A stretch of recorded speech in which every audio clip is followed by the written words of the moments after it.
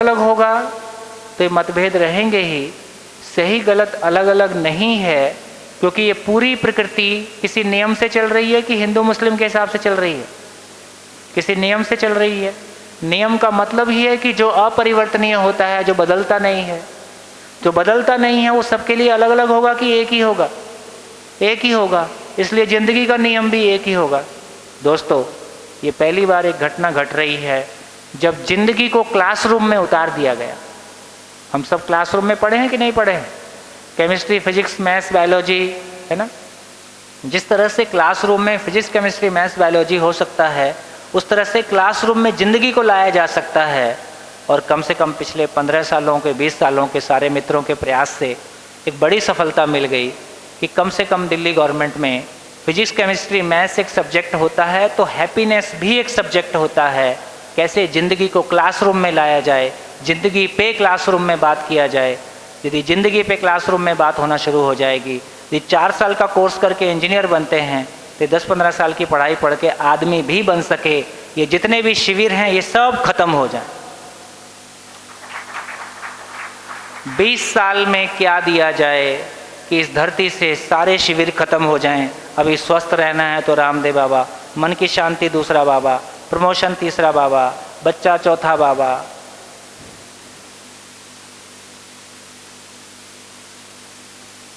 तो 20 साल में क्या दिया जाए कि एक युवा जब कॉलेज से निकले तो जिंदगी उसके लिए फुटबॉल हो जाए या वो जिंदगी के मैदान में फुटबॉल हो जाए।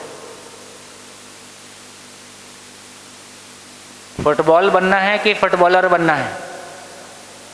फुटबॉलर बनना है तो भाव और विचार की दुनिया पे अपना अधिकार बन जाए, कम से कम उसकी प्रक्रिया समझ में आ जाए। एक दिन में होने वाला काम नहीं है, 7 दिन में भी होने वाला काम नहीं है ना? लेकिन नहीं होने वाला काम भी नहीं है, ये होने वाला काम है, ये हम सब की ज़रूरत है। रोटी के बिना एक समय काम चल जाएगा, लेकिन एक क्षण अभाव की मानसिकता से जीना, दुख की मानसिकता से जीना, अपने आप को छोटा महसूस करके जीना, अपने आप को इग्नोर्ड फील करना, अकेला महसूस करना, ये हमारे लिए ज़्यादा बड़ा दुख है। और आज हमारी रोटी में कपड़ा मकान की आवश्यकता इतनी बड़ी नहीं है, या वो हमारी पूरी हो रही है, हो जाएगी। आवश्यकता इस बात की है कि हमारी भाव और विचार की दुनिया पे कैसे हमारा अधिकार आ जाए। मेरे को लगता है घंटी बजी थी, वो उठने का इशारा था। मैं ठीक समझ रहा हूँ? है? अच्छा, लंच ब्रेक है ना? तो व्यवस्थापक एक बार बता दीजिए आगे की क्या। थैंक यू, नमस्कार, धन्यवाद। कुछ कहना चाह रहे?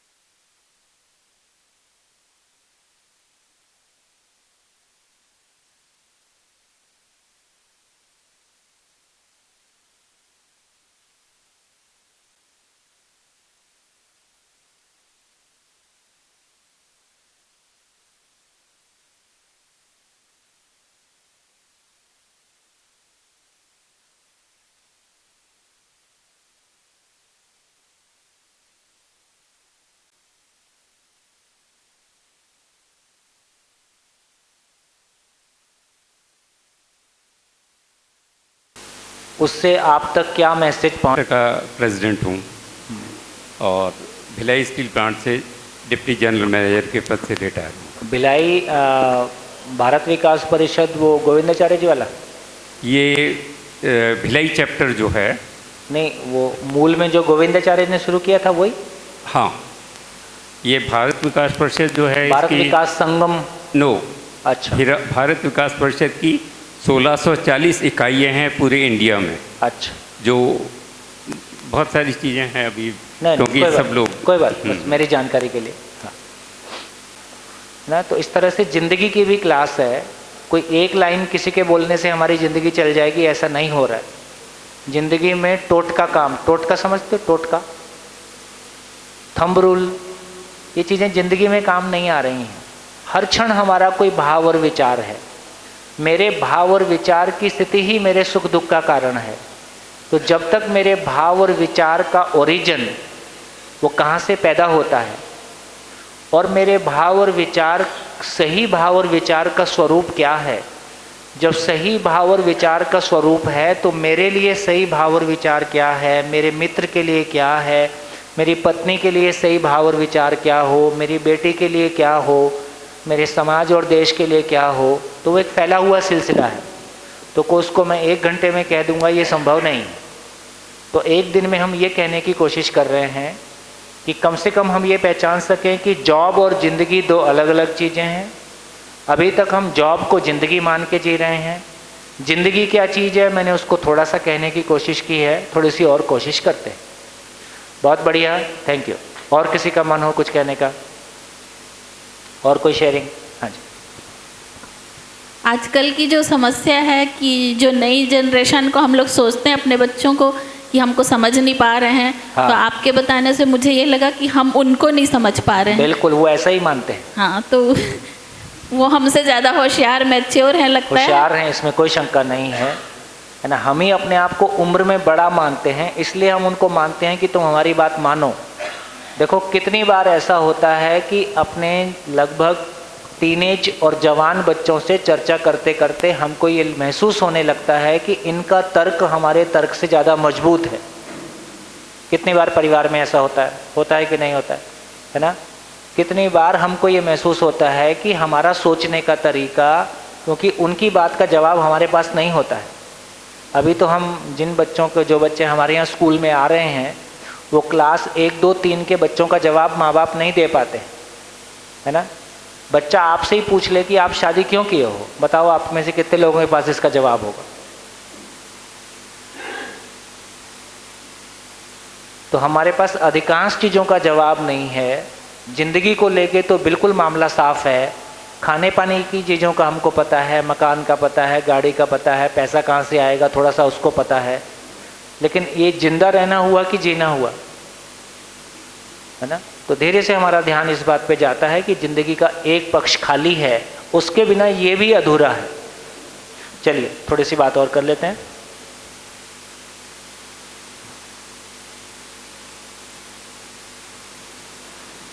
पहले जो हमने थोड़ी सी साफ बातचीत की, उसमें ये कहने की कोशिश की, अब कितने लोगों को ये क्लैरिटी है कि जिंदा रहने का विश्वास एक अलग चीज़ है, जीने का विश्वास एक अलग चीज़ है?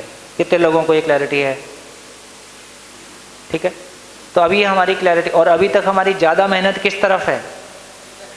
अभी हमारी ज़्यादा मेहनत जिंदा रहने के प्रति विश्वास है ना? चलना आ गया, बोलना आ गया, खाना आ गया, लिखना आ गया, पढ़ना आ गया, 4 पैसे कमाना आ गया, तो ये जिंदा रहने के प्रति विश्वास है। जीने का विश्वास अभी गोल है या उसकी क्लैरिटी हमको नहीं है। तो हमने कहा कि उसके लिए क्या करना होगा, तो उसके लिए निकल के आया कि हर मानव किसी भाव और विचार के साथ होता ही है। मेरा सारा सुख दुख मेरे भाव और विचार की स्थिति पे निर्भर करता है। मेरा सारा सुख दुख, मेरा सारा भाव और विचार, मेरी जैसी भाव और विचार की समझ बन गई है, उसके आधार पे मेरे भाव और विचार को मैं नियंत्रित करूं कि दूसरा नियंत्रित करे। मेरा रिमोट कंट्रोल मेरे हाथ में हो कि दूसरे के हाथ में हो, है ना? जैसे पुरुषों में भी और थोड़ा सा महिलाओं में भी ये गेम बहुत पॉपुलर है, आओ चुगली चुगली खेलेंगे। चुगली चुगली खेलते ना? नहीं खेलते? नहीं खेलते हो बोल रहे? ये हम चुगली चुगली क्यों खेलते हैं? चुगली करने में सुख मिलता है कि नहीं?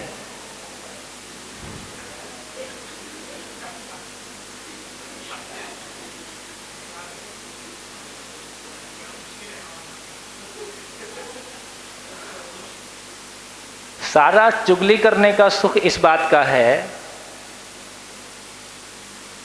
अपने से किसी को बड़ा मानना अपने अहंकार पे चोट है। किसी को अपने से बड़ा स्वीकार पाना ये अपने अहंकार पे चोट है। तो हम दोनों मिलके किसी एक को नीचा साबित करके अपनी स्थिति को बेहतर फील करते हैं, इसलिए अच्छा तो लगता है, चुगली करने में अच्छा तो लगता है। लेकिन इसका मतलब इतना ही हुआ कि यदि एक बढ़िया सूत्र है, पर गुण गणना से स्वयं का विकास होता है। पर गुण गणना से स्वयं का विकास होता है, पर अवगुण गणना से स्वयं का नाश होता है। हम सुनते भी हैं कि जो जैसा सोचता है वैसा हो जाता है। यदि लगातार मेरे अंदर दूसरों के प्रति ईर्ष्या, द्वेष या चुगली या नेगेटिविटी रहती है तो मेरे भीतर भी वो प्रभावित करने लगती है। तो इसका मतलब ये हुआ कि स्वयं के विचार, भाव और विचार की समझ नहीं है, इसलिए मेरे भाव और विचार की स्थिति अच्छी नहीं है। मेरे भाव और विचार की स्थिति अच्छी हो जाएगी तो दूसरों की अयोग्यता से हम प्रभावित नहीं होंगे, है ना। तो सारे लोग रातों रात बदल जाएंगे ऐसा नहीं होगा, लेकिन स्वयं के प्रति विश्वास का मतलब है कि अपने बुलेट प्रूफ जैकेट पहन लिया तो दूसरों की नेगेटिविटी हम तक नहीं पहुंचेगी, ये सुनिश्चित किया जा सकता है। दूसरों की नेगेटिविटी हम तक ना पहुंचे, नंबर 1। हमारी पॉजिटिविटी दूसरों तक पहुंचे, नंबर 2। ठीक, इस क्रम में फिर हमको पता चलता है कि हाँ, हमारे जीने का क्या मतलब है। तो मैं मेरा भाव और विचार को हैंडल कर पाऊँ और मैं दूसरे के भाव और विचार को भी सही रखने में उसके लिए सहयोगी हो पाऊँ। तो मैं मेरा भाव और विचार कैसा चाहता हूँ? मेरा भाव और विचार कैसा हो? सुखदायी हो, दुखदायी हो? तो मेरा भाव और विचार हमेशा मेरे लिए सुखदायी हो। मेरा भाव और विचार हमेशा मेरे लिए सुखदायी हो।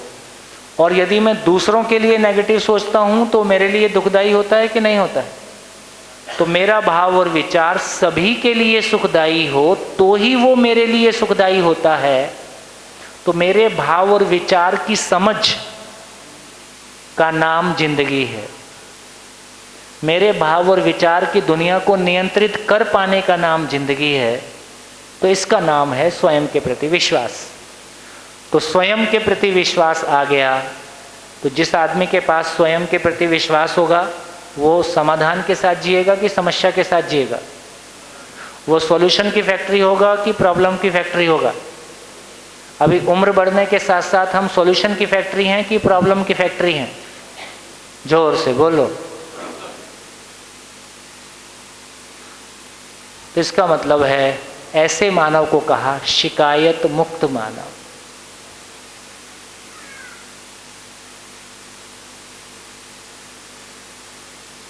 हम शिकायत मुक्त हो जाएं, स्वयं के प्रति विश्वास के साथ हो जाएं। स्वयं के प्रति विश्वास के साथ हैं तो इसका मतलब ही है कि अभाव नहीं है, भय नहीं है, दुख नहीं है। ये एक दिन में नहीं होगा, लेकिन किसी समय में हमको समझ में आता है कि मेरे भीतर का अभाव कम हो रहा है, मेरे भीतर का भय कम हो रहा है, मेरे दुख कम हो रहे हैं। पहले धीरे धीरे नेगेटिविटी खत्म होती है, धीरे धीरे वो पॉजिटिविटी की ओर बढ़ता है। तो एक मानव जब स्वयं में शिकायत मुक्त होता है, एक मानव जिसको हिंदी बोलना आता है दूसरे को हिंदी सिखा सकता है कि नहीं? दूसरे को भी हिंदी सिखा सकता है। दूसरा भी इसके माध्यम से शिकायत मुक्त हो सकता है, स्वयं के प्रति विश्वास के साथ हो सकता है। दो मानव जिनके बीच में कोई शिकायत नहीं है, उनका आपस में जीना कैसा होगा? मधुरता से होगा। तो यहाँ निकल के आया तो पहली बार पता चलता है कि संबंध के प्रति विश्वास का क्या मतलब है। कैसे होगा ये संबंध के प्रति विश्वास कैसे आएगा? स्वयं के प्रति विश्वास का जो फैलाव है, मुझको हिंदी आती है और मैं आपको भी सिखा देता हूँ, अब दोनों हिंदी में बढ़िया बात करते हैं, है ना। एक को जीना आ जाता है, एक को जीना आ जाता है का मतलब है कि अपने भाव और विचार पे एक को जीना आ जाता है, तो इसने मेरा भाव और विचार हमेशा मेरे लिए सुखदायी हो, मैं इस पे काम करता हूँ। आप भी सुखी होना चाहते हो तो मैं आपको भी बता देता हूँ कि देखो ऐसे चल सकते हैं, आप भी कोशिश करते हो, आपको भी थोड़ी सफलता मिलती है, तो दोनों को आपस में जीने का विश्वास आ जाता है। इसको कहा संबंध के प्रति विश्वास। संबंध के प्रति विश्वास आ गया तो संबंध कैसा होगा? संबंध शिकायत मुक्त होगा, शिकायत मुक्त संबंध ये होगा तो ये धीरे से होगा ही। और यदि एक मानव को अपने भाव और विचार से तृप्ति मिलती है, एक मानव को दूसरे के साथ जीने में तृप्ति मिलती है, अब उसकी तृप्ति की तलाश उसकी शक्ल के साथ होगी। जैसे आप अपना दोस्त बनाते हो तो शक्ल देख के बनाते हो, कैसे बनाते हो? दोस्त बनाते हो तो शक्ल देख के बनाते हो, कपड़े देख के बनाते हो, गाड़ी देख के बनाते हो, क्या देख के बनाते हो? भाव और विचार देख के बनाते हो। तो पहली बार आपको ध्यान में आता है कि यदि किसी दूसरे के साथ हम संबंध को पहचानते हैं तो भाव और विचार के साथ संबंध को पहचानते हैं, कपड़े के साथ और शक्ल के साथ और हाइट के साथ संबंध को हम नहीं पहचानते। तो इससे हमारा ध्यान जाता है कि एक बार स्वयं के भाव और विचार से, है ना, हम दूसरों के टिप्पणी करने से प्रभावित नहीं हो रहे हैं। दूसरे की टिप्पणी करने से मेरे को खुद में भी फील होता है कि मामला तो गड़बड़ है। तो जब तक स्वयं में मैं इस बात को नहीं पहचानता कि मुझसे गलती हुई है, लोग मानते हैं कि मैंने गलती की है पर मुझको पता है कि मैंने गलती नहीं की है, तो मेरा विश्वास कैसा रहता है? बेहतर रहता है। और किसी को पता नहीं है लेकिन मुझको पता है कि मुझसे गलती हुई है, तो मेरा विश्वास कैसा रहता है? वो हिला ही हुआ रहता है। तो इससे समझ में आता है कि मेरी प्रॉब्लम दूसरे नहीं है, दूसरों को समझाना मनाना मेरी प्रॉब्लम नहीं है। जिसको मैं सही मानता हूँ वो मुझ में कितना स्वीकार है, जिसको मैं सही मानता हूँ उसको मैं कितना जीता हूँ, है ना। मेरे कोई चीज़ को स्वीकार करने से, मेरे जीने से मुझ में तृप्ति है, ये मुझ में तृप्ति, दूसरे में तृप्ति और दोनों का शिकायत मुक्त होकर जीना, फिर हमारी वस्तुओं पे निर्भरता अपने आप कम हो जाती है ना। ये वस्तुओं पे निर्भरता कम होती है पहली बार। देखो, यदि पूरी चर्चा को समेटें तो इसमें ये कह सकते हैं कि अभी तक संसार में केवल, यदि हम रोज़मर्रा के जीने को देखें, हमारी केवल 2 समस्याएं हैं। इन 2 समस्याओं का हमको विधिवत उत्तर मिल जाए और वो क्लासरूम से डिलीवर हो जाए, तो यदि सारे बच्चे फिजिक्स, केमिस्ट्री, मैथ्स पढ़ सकते हैं तो सारे बच्चे ज़िंदगी की उन 2 समस्याओं को भी हैंडल कर सकते हैं। क्या 2 समस्याएं हैं? समस्या नंबर 1 है अपनों के साथ, अपने मित्र हों चाहे खून के रिश्ते में हों या खून के बाहर हों, अपनों के साथ तृप्ति पूर्वक जीने की योग्यता। अपनों के साथ तृप्ति पूर्वक जीने की योग्यता, है ना। ये हमारी सबसे बड़ी समस्या है, क्योंकि अपनों के साथ तृप्ति पूर्वक तब जिएं जब अपने साथ तृप्ति पूर्वक जिएं, है ना। तो क्या कहा जा रहा है? जिसकी अपने से बात हो गई उसकी अपनों से बात हो जाएगी। किसी संबंध को हैंडल करने में हो सकता है कुछ साल लगें, कुछ दिन लगें, है ना। और ये बात हम तब कर रहे हैं जब हमारी एक उम्र हो गई है। यदि हम बचपन से इस बात को बच्चों के साथ में कर पाए, जब एक बच्चा जन्म से पैदा होता है तब उसके साथ कोई कॉम्प्लिकेशन नहीं है।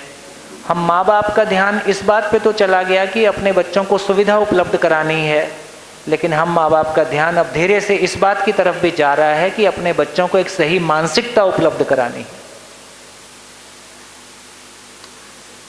जिसको सुविधा उपलब्ध करानी है वो शरीर की आवश्यकता है कि मन की आवश्यकता है? वो शरीर की आवश्यकता है। अभी हमारे घर में हम सब जितने लोग यहाँ बैठे हैं, हमारे घर में समस्याएं साधन की कमी के कारण है कि संबंध की कमी के कारण है? संबंध की कमी। और सुबह से शाम तक प्रयास साधन को बढ़ाने के लिए करते हैं कि संबंध के लिए करते हैं? ये लो, समझ में आया? तो प्रॉब्लम कहीं और है, सॉल्यूशन कहीं और है। ठीक? तो इससे हमारी ये क्लैरिटी बनती है, क्योंकि जिंदा रहना और जीने को हम डिफरेंशिएट नहीं कर पा रहे हैं, जॉब और जिंदगी को डिफरेंशिएट नहीं कर पा रहे हैं, साधन और संबंध को डिफरेंशिएट नहीं कर पा रहे हैं, तमाम सारी अच्छी बड़ी बड़ी बातें बोलने के बावजूद। तो इससे हमारी ये क्लैरिटी बनती है कि अपनी समझ नहीं बनी, अपनी मानव होने की समझ नहीं बनी, मानव के रूप में अपनी मानव होने की नई समझ नहीं बनी, तो अपनों की, दूसरे भी मानव हैं उनकी भी समझ नहीं बनी। अपनों के साथ में गिला शिकवा शिकायत मात्र इस बात की सूचना है, क्या? अपनों के साथ गिला शिकवा शिकायत मात्र इस बात की सूचना है, क्या है? हाँ, कि समझ नहीं बनी। क्या चीज की समझ नहीं बनी? भाव और विचार की समझ नहीं बनी, मानव की समझ नहीं बनी। कंप्यूटर खराब होता है तो हम तो नहीं बोलते हैं भगवान की इच्छा थी। अभी हमारे मित्र हैं, एक मारवाड़ी हैं, और उनसे मेरी समाज के बड़े लोगों में आते हैं, उनके घर में डिवोर्स हो गया। मैंने उनको पूछा कि आप समाज के बड़े लोग हो, मिलजुल के ऐसा नहीं सोचते हो कि क्या करना चाहिए? डिवोर्स रेट लगातार बढ़ रहा है, समाज में प्रॉब्लम बढ़ रहा है। पहले लोग बच्चों की शादियां करते थे, बोलते थे गंगा नहाए, अभी गंगा शादी के बाद में बाढ़ जैसा घर में आती है।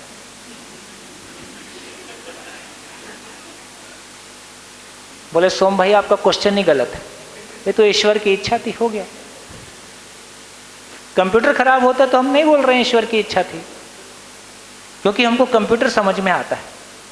मशीन खराब होती है तो हम नहीं बोल रहे हैं कि ईश्वर की इच्छा थी, क्योंकि हमको मशीन समझ में आती है। हम अपनों के साथ दुख पाते हैं, दर्द पाते हैं, अकेले हो जाते हैं, हम कह रहे हैं ईश्वर की इच्छा थी। इसका मतलब तुमको ईश्वर समझ में आ गया? ऐसा नहीं है। इसका मतलब ये हुआ कि हमको मानव समझ में नहीं आया, है ना? मानव समझ में नहीं आया, इसलिए हमने अपनों से दुख पाया। दूसरी आवश्यकता इस बात की है, दूसरों से प्रभावित हुए बिना, दूसरों से प्रभावित हुए बिना एक परिवार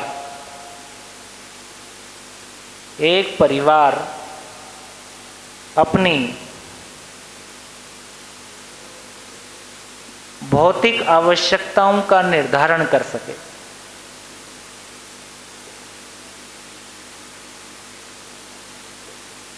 ये दूसरी समस्या है। संसार में केवल दो ही समस्याएं हैं, तीसरी समस्या खोज के लाओगे तो मिलेगी नहीं, जितना दम लगा सकते हो लगा लो। संसार में केवल दो ही समस्याएं हैं। समस्या नंबर 1, अपनों के साथ तृप्तिपूर्वक जीने की योग्यता नहीं है। हमने पीएचडी कर ली, अर्थशास्त्र में कर ली, 10 सब्जेक्ट में कर ली, हम आईएएस हो गए, हम डॉक्टर हो गए, इंजीनियर हो गए, कोई फ़र्क नहीं पड़ता। आप 500 करोड़ के आदमी हैं कि 1000 करोड़ के आदमी हैं, कोई फ़र्क नहीं पड़ता। अपनों के साथ तृप्तिपूर्वक जीने की हमारी योग्यता नहीं है। अपने घरों की स्थितियां हमको बताती हैं कि हमारे घरों के हालात कैसे हैं।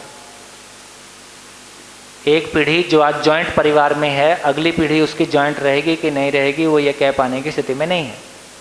ठीक है? तो एक तो बात ये पता चली कि अपनों के साथ तृप्तिपूर्वक जीने की हमारी योग्यता कैसे विकसित हो। बड़े लोग ज़्यादा लड़ाई करते हैं कि बच्चे लड़ाई करते हैं? बंटवारा बड़े लोग करते हैं कि छोटे लोग करते हैं? बड़े लोग करते हैं। तो बड़े लोग किस मुंह से समझाएं छोटों को? इसलिए जैसे जैसे बच्चे की उम्र बढ़ती है वो ये पहचान लेता है कि इनकी नहीं सुनना है, क्योंकि वो हमारा आचरण देखता है कि हमारी भाषा सुनता है। आप क्या कहते हैं, हम क्या कहते हैं, ये इम्पोर्टेंट नहीं है। घर में शिविर नहीं चलता है, घर में तो आचरण ही चलता है, और आचरण दिखता है हम एक दूसरे के बारे में क्या करते हैं।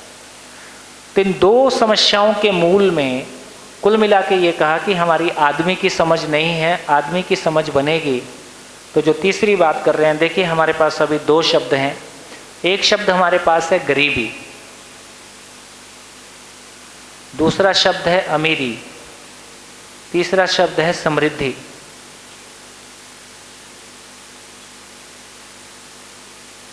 गरीबी क्या है? एक चीज है साधन की कमी, एक चीज है साधन की कमी, दूसरी चीज है कमी का एहसास। कमी का एहसास, ये दोनों एक ही बात है कि अलग अलग बात है? साधन की कमी और कमी का एहसास। तो गरीब कौन है? जिसको साधन की कमी भी है, कमी का एहसास भी है। अमीर कौन है? अमीर कौन है? क्या? जिसको साधन की कमी लेकिन एहसास और बड़ा है। जैसे अपने मोहल्ले में, अपने शहर में गरीब झोपड़ी वाले इलाके में जाएं, उससे पूछो कि कितने पैसे मिलने से तुम्हारा सब कुछ ठीक हो जाएगा, क्या बोलेगा? 10 अरब तो नहीं बोल देगा, ठीक। और अपने शहर में बहुत अमीर आदमी के पास जाओ तो किल्ता मिलने से तुम्हारा सब कुछ ठीक हो जाएगा, ठीक। तो कहने की आवश्यकता नहीं है। और ये भी प्रॉब्लम है, ये अधिकांश लोग ऐसा बोलते हैं कि उसको साधन की कमी नहीं है। अमीर को साधन की कमी नहीं है, ये उसका पड़ोसी बोल रहा है कि वो खुद बोल रहा है? पड़ोसी बोल रहा है उसको भी साधन की कमी है, इसलिए कमी का एहसास है। तो किसकी गरीबी ज्यादा है? गरीब की गरीबी ज्यादा है कि अमीर की गरीबी ज्यादा है? तो ये धरती पे सारी अव्यवस्था अमीरों की मानसिक गरीबी का एक्सप्रेशन है। इस धरती पे सारी अव्यवस्था अमीरों की मानसिक गरीबी का एक्सप्रेशन है ना। हर गरीब एक शोषण की मानसिकता के साथ ही वो अमीर से अमीर होगा। क्रिएशन से आपका पैसा बढ़े तो मेरे को लगता है कि अलग तरह की दुनिया है। तो इसका मतलब है कि दोनों ही धरती पे बोझ हैं। तो गरीब भी धरती का बोझ है, अमीर भी धरती का बोझ है। गरीब का मतलब है साधन विहीन, दुखी और दरिद्र। अमीर का मतलब साधन संपन्न। कौन बोल रहा है? वो बोल रहा है कि पड़ोसी बोल रहा है?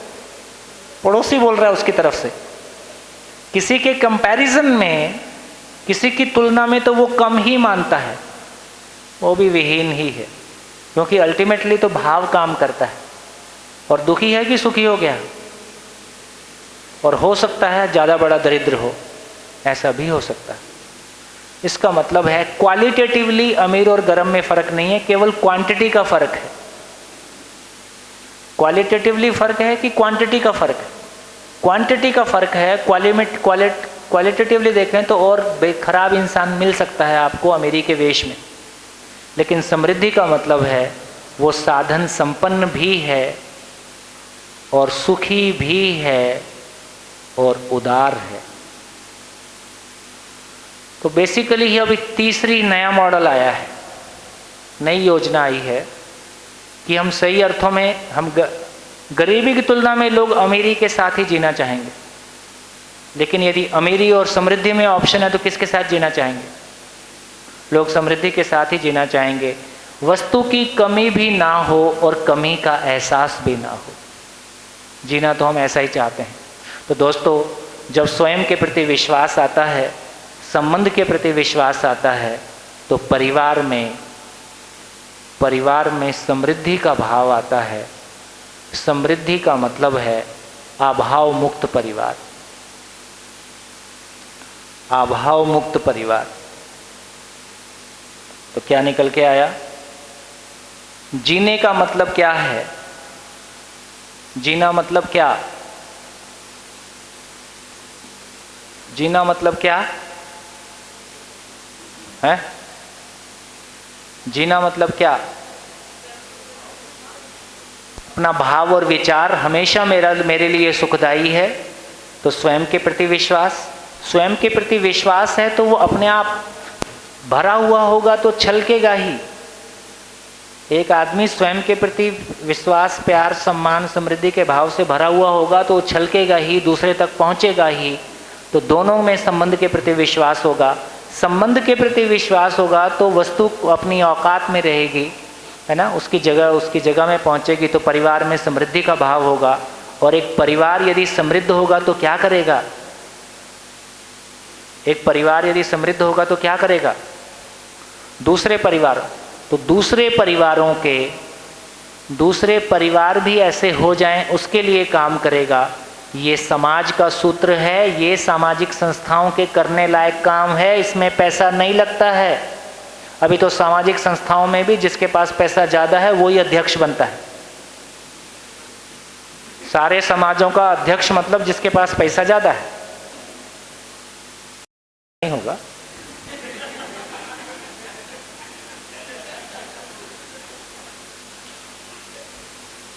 क्या करें?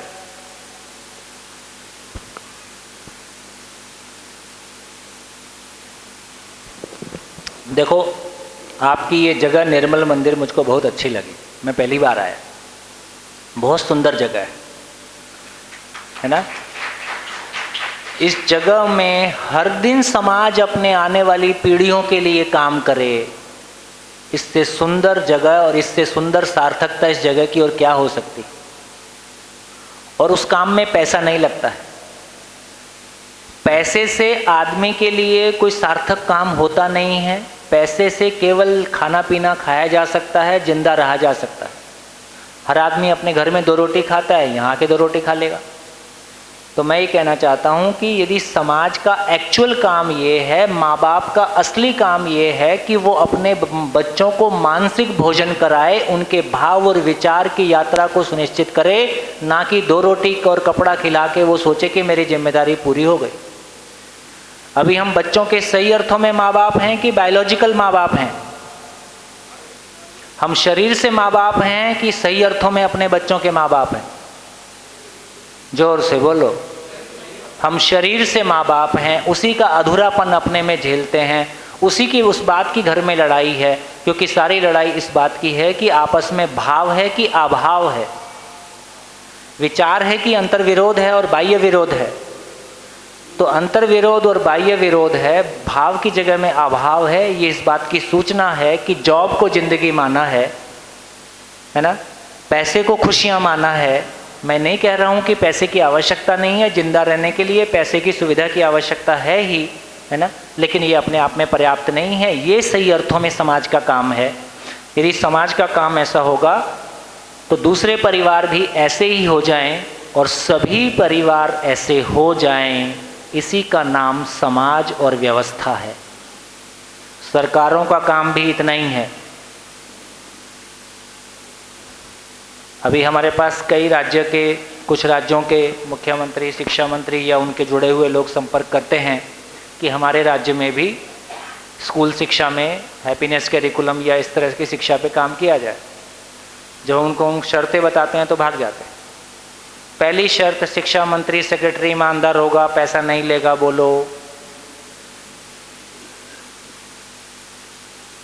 हिमाचल में यही हुआ, छत्तीसगढ़ में होता ही है ना, अभी झारखंड से आया था, है ना।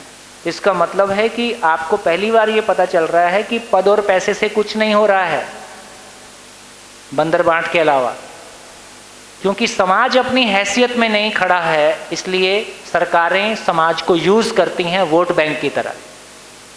जिस दिन समाज की कमर की हड्डी सीधी होगी, जिस दिन समाज अपनी हैसियत को, अपनी महिमा को, अपनी गरिमा को पहचानेगा, उस दिन सरकारें वो करेंगी जो समाज चाहेगा।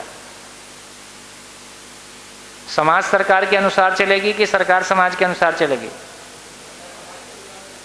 है ना। सरकार पैसा नहीं कमाती है, समाज अपने मेहनत का पैसा टैक्स के रूप में देता है, समाज अपने योग्य बच्चों को अपने सरकार में व्यक्तियों के रूप में देता है ताकि समाज की बेहतरी के लिए सरकार काम करे। क्योंकि हम आप लोग अपनी योग्यता कैसे बढ़ाएं, अभी हम सभी लोग अपने आप को वोट बैंक की तरह ही ट्रीट करते हैं। हम में कोई सोचने समझने की ताकत है, और सोचने समझने का काम केवल संस्थाओं में होगा कि हर घर में होगा? घर में एक आदमी के समझदार होने से घर में शांति आएगी कि सभी के समझदार होने की जरूरत है? सभी कम से कम एक हो जाए तो शुरुआत हो जाए, सभी हो जाए तो नैया पार हो जाए, है ना। इसलिए शिक्षा समाज का काम है। जब तक शिक्षा पेड़ लोगों से शिक्षा नहीं चलेगी, कम से कम प्राइमरी एजुकेशन और प्री प्राइमरी एजुकेशन तो नहीं चलेगी। तो बेसिकली प्री प्राइमरी एजुकेशन, गर्भ संस्कार से लेके प्री प्राइमरी, प्राइमरी एजुकेशन, ये समाज का काम है। बच्चे हमने आपने पैदा किए थे, ये किसी भाजपा कांग्रेस की जिम्मेदारी नहीं है या किसी और पार्टी की जिम्मेदारी नहीं है। यदि हमने अपने बच्चों की जिम्मेदारी नहीं स्वीकारी है, दूसरा हमारे बच्चों की जिम्मेदारी क्यों स्वीकारेगा, है ना। तो सही अर्थों में हमको वो जिम्मेदारी स्वीकार करने की ज़रूरत है। अब हमको ये समझ में आया कि अब तक हमने अपने बच्चों के लिए रोटी कपड़ा मकान की जिम्मेदारी को स्वीकारा है, लेकिन उनको ज़िंदगी भी दे सकें, उनको सही मानसिकता दे सकें, सही सोच विचार की योग्यता दे सकें। वो योग्यता कब आएगी, कब दे पाएंगे? वो योग्यता कब दे पाएंगे? जब हमारे पास होगी तब दे पाए, है ना। पैसे देके दूसरे को लाके खड़ा कर देंगे, वो हमारे बच्चों को जीने की योग्यता दे देगा, ऐसा कभी होने वाला नहीं। तो धीरे से हमारी इस बात पे क्लैरिटी बनती है कि यही समाज और व्यवस्था का काम है। तो इस सारी चर्चा में क्या समझ में आया, क्या कहने की कोशिश की? जीना, कितने लोगों की क्लैरिटी बनी कि जीना क्या है, जीने की पहचान, जीना क्या है, ये कितने लोगों की क्लैरिटी बन रही है? जीना क्या है, इसकी पहचान क्या है, हम जी रहे हैं, इसकी पहचान क्या है? हम जी रहे हैं, इसकी पहचान क्या है? क्या पहचान होगी इसकी? तो एक परिवार शिकायत मुक्त है, एक परिवार अभाव से मुक्त है, ये इसकी पहचान है। हमारे जीने की भाई मुझको हिंदी आती है तो मैं दूसरे को सिखा ही सकता हूँ, दूसरा भी बोलता है, हम सारे लोग हिंदी बोल लेते हैं, छत्तीसगढ़ी बोलते हैं, है ना। यदि हमको जीना, हमको कमाना खाना आ गया तो हम सब कमाते खाते हैं, उसके लिए स्कूल कॉलेज है। हमको जीना आ गया तो क्या होगा, हम सबको जीना भी आएगा, है ना। जीने का क्या मतलब है? तो जीने का मतलब है कि हमारा परिवार शिकायत मुक्त है, अभाव मुक्त है। तो मैं आपसे क्वेश्चन के रूप में पूछता हूँ ताकि ये क्लैरिटी हमारी और ठीक से हो जाए। कितने परिवार ये चाहते हैं कि आपके परिवार में किसी भी रिश्ते में कोई गिला शिकवा शिकायत नहीं हो? कितने लोग ऐसा चाहते हैं? ठीक है। कितने लोग ऐसा चाहते हैं कि आपके परिवार में किसी वस्तु का अभाव ना हो? कितने लोग ये कह सकते हैं कि हमारे परिवार में किसी रिश्ते में गिला शिकवा शिकायत नहीं है, किसी वस्तु का अभाव नहीं है? अपने पूरे परिवार के किसी भी व्यक्ति में किसी दूसरे की वस्तु को देख के कंपैरिजन नहीं होता है, और किसी भी रिश्ते में कोई गिला शिकवा शिकायत नहीं होता है। ठीक। यदि ऐसा है तो इस साल का आपका टर्नओवर क्या है? कितने लोगों में आपने मल्टीप्लाई किया? मल्टीप्लाई नहीं किया तो आपकी स्थिति आप ही जाने। ठीक हो गया। इससे ये समझ में आया कि जीने की कसौटी का मतलब है, जीने का मतलब है व्यक्ति के रूप में कहेंगे तो स्वयं के प्रति विश्वास। मेरा भाव और विचार हमेशा मेरे लिए सुखदायी है, मेरा भाव और विचार हमेशा मेरे लिए सुखदायी हो, ये मेरी जिम्मेदारी है कि किसी दूसरे की जिम्मेदारी है? तो मेरी जिंदगी में मेरा सबसे बड़ा काम क्या है? हम सब की जिंदगी में हमारे लिए सबसे बड़ा काम क्या है? मेरा खुश रहना मेरी जिम्मेदारी है। मेरा खुश रहना मेरी जिम्मेदारी है। अपने आप से पूछ के देखें, मेरे खुश रहने की जिम्मेदारी को मैंने अपने ऊपर स्वीकारा है या किसी दूसरे के ऊपर डाल के रखा हुआ है? मेरे खुश रहने की जिम्मेदारी को मैंने स्वयं में स्वीकारा है या दूसरों पे डाल के रखा हुआ है? क्या मतलब? मैं क्यों खुश नहीं हूं? मैं क्यों खुश नहीं हूं? क्योंकि मेरी पत्नी ठीक नहीं है। मैं क्यों खुश नहीं हूं? मेरी सास ठीक नहीं है। मैं क्यों खुश नहीं हूं? मेरा बेटा ठीक नहीं है। मैं क्यों ठीक नहीं हूं? ये अभी जो सरकार आई है ये ठीक नहीं है। तो मेरे सुख दुख का कारण यदि, और मैं खुश क्यों नहीं हूं? क्योंकि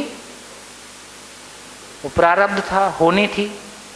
कोई ईश्वर है, देवी देवता है, तो मेरे सुख दुख की जिम्मेदारी किसी ईश्वर देवी देवता भगवान पे है, किसी व्यक्ति पे है, पड़ोसी पे है, किसी पे है ना। कितने लोगों ने अपनी सुख दुख की जिम्मेदारी को स्वयं में स्वीकारा हुआ है, इसको ढूंढेंगे तो कितने लोग मिलेंगे। कितने लोगों ने अपनी जिंदगी की जिम्मेदारी को, अपने जीने की जिम्मेदारी को खुद में स्वीकारा हुआ है। जब आपने खुद में स्वीकारा ही हुआ नहीं तो उसकी उपलब्धि भी क्या होगी। इसके बावजूद भी हंस लेते हो, क्या बुरा है। अपने जीने की जिम्मेदारी को हमने स्वीकारा ही नहीं है तो हमारी खुशी कैसी है। फिर हमारी खुशी इतनी ही है, कुछ खाने पीने को अच्छा मिल गया, कोई गाड़ी आ गई, कोई पद मिल गया, कोई छोटा धन मिल गया, कोई अपने मन के एक बार सिंगापुर घूम आए, बहुत है इतना। और फेसबुक पे लाके डाल दिया, है ना।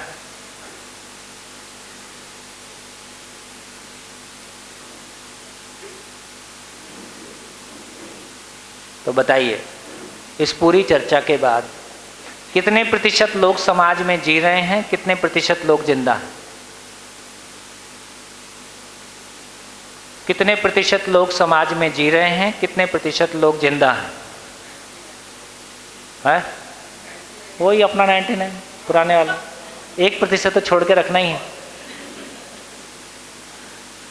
तो दोस्तों, कम से कम इस देश में जहां हमने हजारों साल से बहुत ऊंची बातें की हैं, बड़ी बातें की हैं, कम से कम हमारा जीना तो बेहतर होता। किसी भौतिकवादी समाज में परिवार टूट रहे होते तो तब भी समझ में आता है।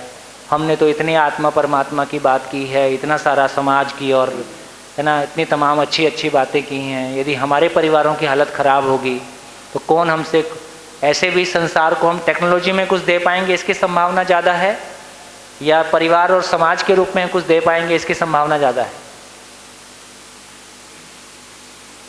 विश्व के लिए भारत का योगदान किसी टेक्नोलॉजी के रूप में ज़्यादा होगा इसकी संभावना ज़्यादा है, या मानव की समझ और मानव के जीने के रूप में कोई हमारा योगदान हो सकता है इसकी संभावना ज़्यादा है ना। क्योंकि हजारों साल की हमारी पृष्ठभूमि किसी मानव के अनुसंधान की तरफ है, किसी मानव के जीने की तरफ है। और मेरी बातों से आपको कहीं भी ऐसा मैसेज नहीं जाए कि हम कोई ख़राब उपलब्धियों के साथ हैं। जो हम संसार को देखते हैं तो आपको पता चलेगा, अभी चाइना, ये कोरोना और ये सब कुछ हुआ है ना, वो चाइना में लोग कैसा खाना खाते, क्या क्या खा सकते हैं, ये पहली बार पता चला। तो ऐसा लगता है यार ठीक ही है, हम लोग काफ़ी यात्रा की है। तो हमारी यात्रा में उपलब्धियां नहीं है ऐसा मैं बिल्कुल नहीं कह रहा हूँ। कम से कम हमने अपने भोजन को लेके बहुत कुछ, हम शाकाहार को हमने स्वीकारा है, ये बड़ी उपलब्धि है। एक पति पत्नी आजीवन पवित्रता के साथ जिएंगे, इसको हमने मानसिक रूप में स्वीकारा है, ये बड़ी उपलब्धि है। समाज की कोई सत्ता है, इसको हमने स्वीकारा है, ये बड़ी उपलब्धि है। अपने संवैधानिक मूल्यों के साथ में जीना है, मानव में समानता है, इसको कम से कम हमने लार्ज कैनवास पे माना है। तो उपलब्धियों के रूप में देखेंगे, उपलब्धियां कम नहीं है, लेकिन इसके बावजूद भी मंजिल अभी आगे है, यात्रा अभी आगे है। तो कम से कम इस क्लैरिटी के साथ में, क्योंकि यहाँ हमको ये क्लैरिटी मिल रही है कि मैंने शुरू में कहा था, यदि एड्रेस ही गलत है तो क्या मंजिल पे पहुँचेंगे। कितनी भी मेहनत करें, एड्रेस गलत है तो मंजिल पे नहीं पहुँचेंगे। एड्रेस क्या है? हम जिंदा रहना चाहते हैं कि जीना चाहते हैं? हम जीना चाहते हैं कि जिंदा रहना चाहते हैं? जीना चाहते हैं। और बड़े आश्चर्यजनक बात यह है, मेरे को लगता है कि इस बात पे सभा का ध्यान चला जाए। आश्चर्यजनक बात यह है कि जिंदा रहने का एक भी सामान जीने के काम नहीं आता। यह आश्चर्यजनक बात है। जिंदा रहने का एक भी सामान जीने के काम नहीं आता। इसलिए धर्म और अध्यात्म के क्षेत्र में एक बड़ी बात कही जाती है, लर्निंग इज अनलर्निंग। ज़्यादा समय हमको अनलर्न करने में लगता है, जिसको आज तक हमने ज्ञान मानना है उसको अनडू करने में समय ज़्यादा लगता है।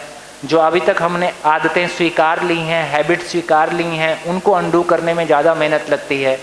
तो सही अर्थों में जिंदा रहने का कोई सामान जीने के काम नहीं आता है। कैसे बोलेंगे इसको? कैसे बोलेंगे? ये बात कितने लोगों तक पहुंच रही है कि हाँ मैं कुछ कह रहा हूँ? जिंदा रहने का कोई सामान जीने के काम नहीं आता है। कितने लोगों तक ये बात पहुंच रही है? कौन बोल के बताएगा इसका क्या मतलब हुआ? कौन बोल के बताएगा? माइक कौन बोलेगा? बोलिए बोलिए।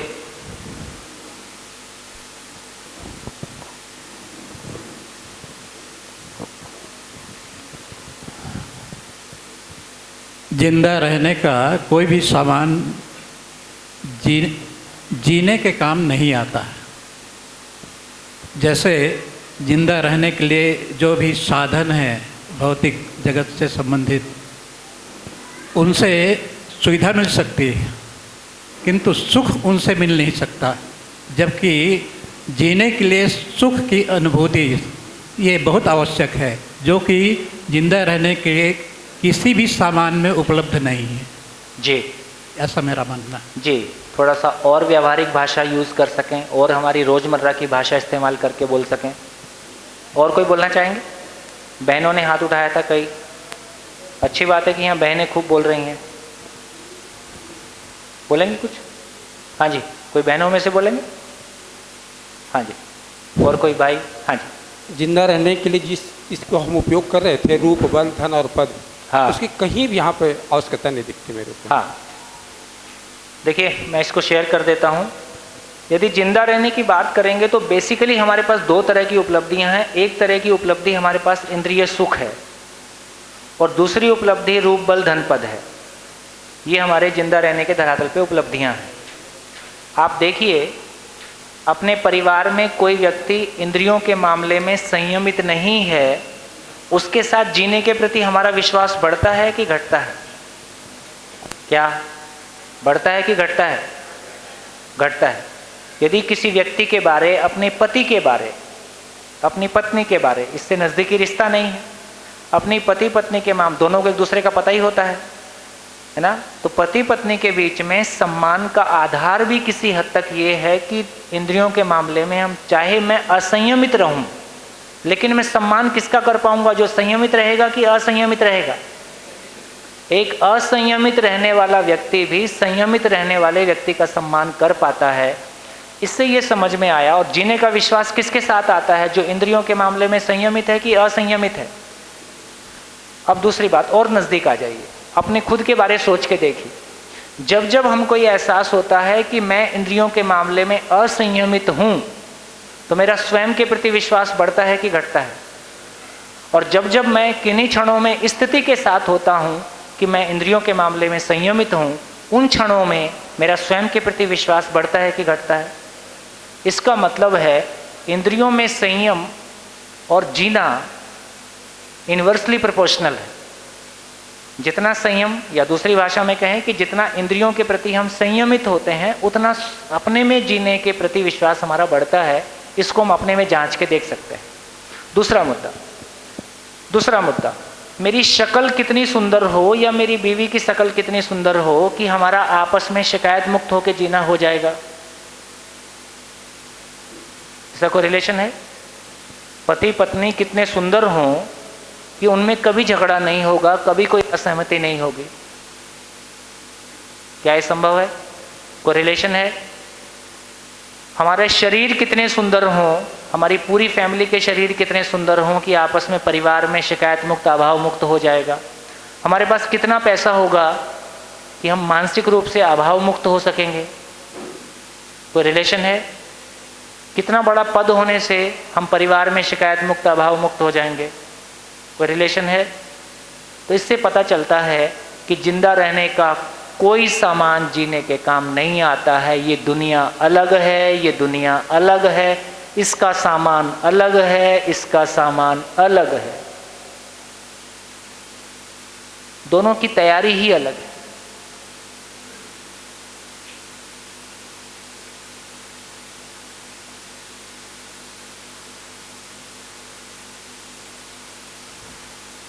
बढ़िया, ये क्लैरिटी बन रही। ये दो अलग अलग दुनिया हैं। ये बात ठीक है कि जब हम जीने की बात कह रहे हैं तो जिंदा रहना उसमें समा जाता है ना, उसको छोड़ के कुछ नहीं कह रहे हैं। तो रूप बल धन पद कोई खराब चीज़ है ऐसा नहीं कह रहे हैं। खाने पीने में हम अच्छा स्वाद ना लें ऐसा नहीं कहा जा रहा है ना। लेकिन कुछ और भी है जिसको कमाने की, अपने भाव और विचार की दुनिया को समझने की, अपने भाव और विचार का, है ना, भाव और विचार का जन्म कैसे होता है, कहाँ पे होता है, सबका भाव और विचार एक जैसा होगा कि नहीं होगा, सबके भाव और विचार में आपस में कोई तादात्म्य होगा, कोई रिलेशन है कि नहीं है ना। जब तक ये भाव और विचार की दुनिया पे हमारा अधिकार नहीं बनेगा, आपस में जीना तो नहीं हो सकता है ना। भोगना हो सकता है, जीना नहीं हो सकता। तो क्या समझ में आया? भौतिक वस्तुओं के साथ जिंदा रहना होता है, भावपूर्वक जीना होता है।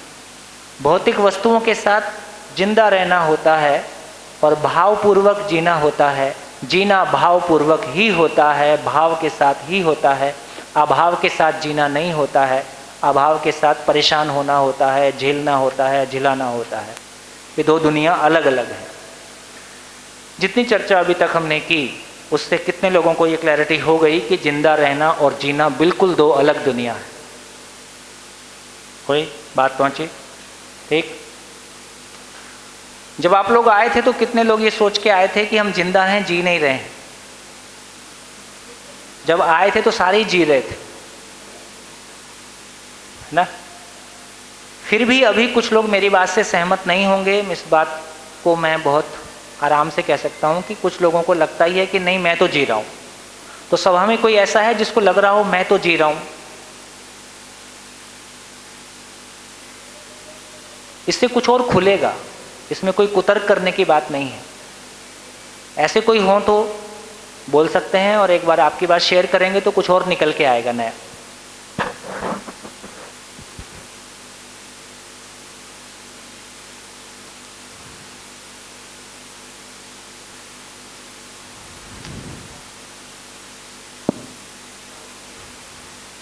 देखिए, कोई है, कोई बोलना चाहेंगे? किसी को लग रहा हो मैं तो जी रहा हूं?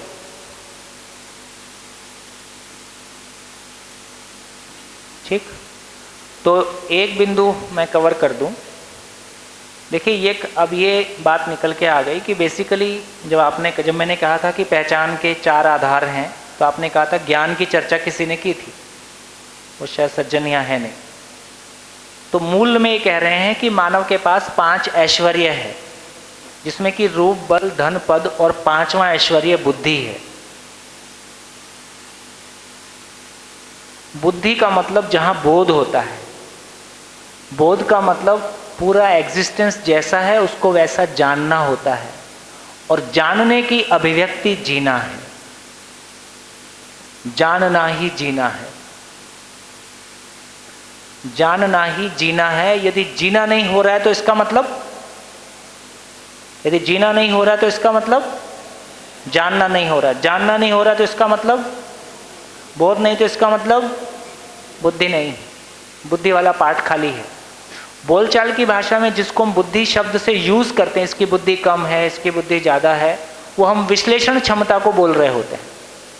जिसको जल्दी याद हो जाता है तो उसको हम कह रहे हैं उसकी बुद्धि ज़्यादा है, जो थोड़ा सा विश्लेषण ज़्यादा करता है उसकी बुद्धि ज़्यादा है। तो बोलचाल की भाषा में बुद्धि शब्द को जहाँ यूज़ किया जाता है वो विश्लेषण है, मेमोरी है। वर्तमान पूरी शिक्षा की हैसियत विश्लेषण और मेमोरी तक है। वर्तमान पूरी शिक्षा में, पूरे विश्व की शिक्षा में कहीं भी जीने का नामो निशान नहीं है, या जीना उसमें शामिल नहीं है, उसमें बोध की जगह शामिल नहीं है, उसमें मानव का अध्ययन नहीं है, उसमें मानव की गरिमा शामिल नहीं है।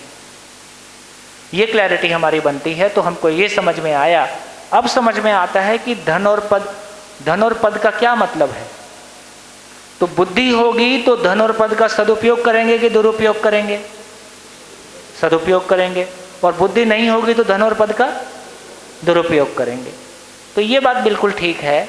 इस बुद्धि को ही हम विवेक कह रहे हैं, इसी को हम जो भी मानव के लिए अच्छे शब्दों को यूज़ कर रहे हैं वो इस लेवल पे है। क्योंकि बुद्धि वाला पार्ट हमारी